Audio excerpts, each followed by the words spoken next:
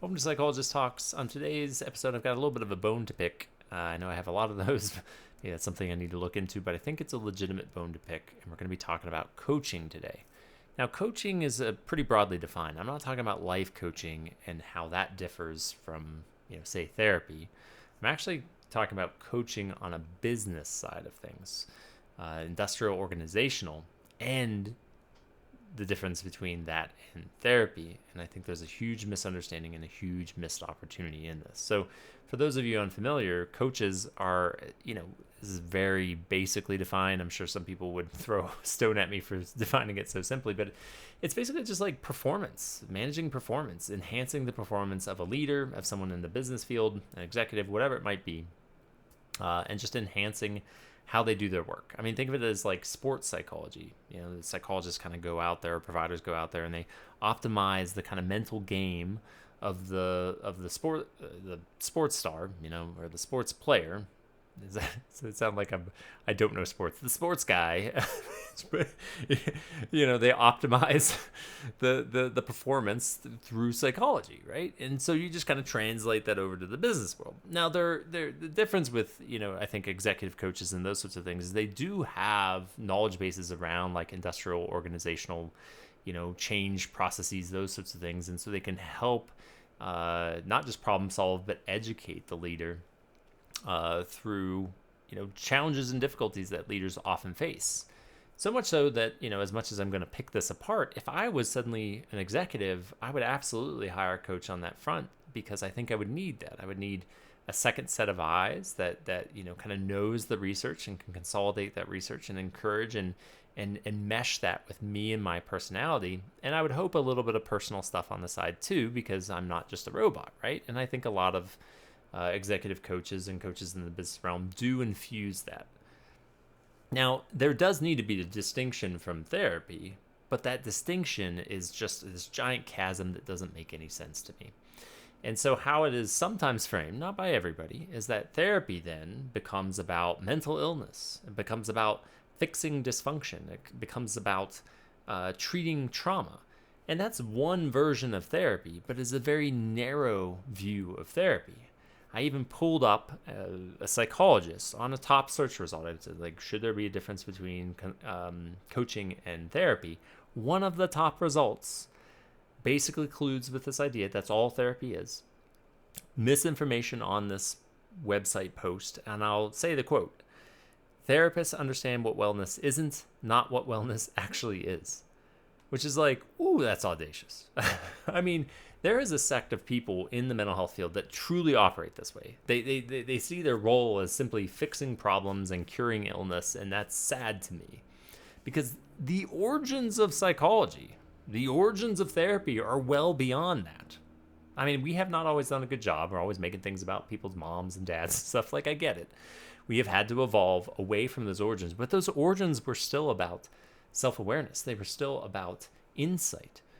They were still about increasing relational effectiveness. They were still about like decreasing defenses that get in the way of somebody's functioning, not just in their personal life, but I guarantee you in the professional life. Now, let me be clear, this more insight-driven, personality-informed intervention can't just stand on its own 2 feet with no knowledge of the business world. There still needs to be a bridge between these two worlds, and I think that's why there's not as many professionals that are versed in both, because you have to know human personality and how to seek that stuff out and feel that stuff out in the room, and not just rely on someone coming in and magically self-reporting on their own, because I can tell you I've met leaders that talk the good talk and they'll sound like they're fine, but you need to do more work as a provider to dig. You still have to like translate and go like, so how does this mesh, right? My adage is like, we wear different hats in life, but they're all cut from the same cloth. So the more we understand the sort of common threads of view, the more we can dutifully apply to how this presents in the realm of the professional world, in leadership, whatever it might be. And so, long story short, I think we can bridge this gap. But first things first, we need to stop this sort of misinformation and be clearer to consumers that there are options out there. There are options. There is straight up coaching that is incredibly valuable. There is straight up traditional therapy that is straight up valuable. And there are people that bridge these two worlds, that it isn't just about trauma and mental illness, but they will help you understand yourself better, the nooks and crannies of you that then translate to the professional world. And why is this so important? Well, in my opinion, a kind of traditional coaching is very information driven, it's more transactional. But what really translates that into a consistent reality is the self. The self, it's the person that carries the message. And you see this across professions. That if you ignore the person behind the initiative is left up to chance. That you can tell someone who's very intelligent all the right things to do as a leader, but the execution hinges upon the underlying personality dynamics. Now, some people might say, oh, that's blowing it out of proportion. And I would say, okay, maybe let me amend my statement then. The best case scenario is someone's let me say the best case scenario is someone's incredibly self-aware, lots of secure attachments, lots of great relationships, humble, all this stuff. And they really don't need a lot of anything. I mean, those people do exist. There's a lot of like psychological work that's being done before they even become a leader that often helps them into this, and our life crises sometimes shape people. So that's the best case scenario.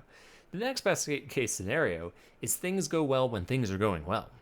Like their performance as a leader is going well when everything's going well. As I've said often, as though you are listening to me often, my apologies, but as I often say, but I will offer here is like the true test of a leader is not when things are going well. It's when conflict occurs. It's when there's competing values and priorities. It's when aspects of the business are on fire, because that's where our defenses are waiting for us. The defenses aren't, unless we're truly pathological, they're not showing up all the time. They often show up when things get kind of dicey. And so, sure, a leader can do pretty well when everything's going well. However, this type of like more, kind of infused version of coaching and professional development and insight and awareness will help a leader stay consistent and stay to a path and a healthy path when shit hits the fan. And that's why I think it's really important. And that's the best case scenario. The worst case scenario is this pathology shows up more frequently, even when things are going relatively well. And once again, they will convince themselves, if they have a coach, of like, well, I got a coach, I'm super self-aware. Right? But if the coach isn't really seeing the full person and helping the person kind of understand themselves more relationally. So, I apologize as loud cars drive by.